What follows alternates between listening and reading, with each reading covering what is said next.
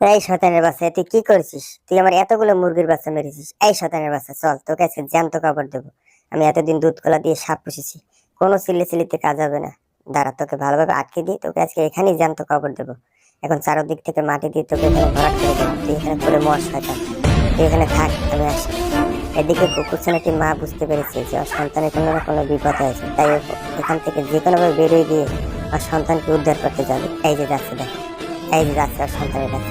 এই যে এসে পড়েছে, এই যে ডাকাডাকি করতেছে। ও বুঝতে পেরেছে যে এখানেই ওর সন্তান রয়েছে, তাই এখন ওকে মাটি খোলা শুরু করবে। এই যে খুঁড়তেছে, দেখেন, এই যে মাটি খুঁড়তেছে, বেশি বেশি খুঁড়তেছে। এই যে গর্তের মুখ পেয়ে গেছে, দেখেন। এখন ও নাক দিয়ে দেখতেছে যে এখানে সন্তান রয়েছে কিনা। হ্যাঁ, বুঝতে পেরেছেন সন্তান রয়েছে, এখন আর করবে।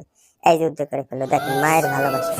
আসলে পৃথিবীতে মা বাবার ভালোবাসার কাছে সবকিছু অসহায়। সন্তানের বিপদ হলে সবার আগে মা বাবাই বুঝতে পারে। তাই সবাই মা বাবাকে বেশি বেশি ভালোবাসবেন, তাদেরকে কষ্ট দেবেন না।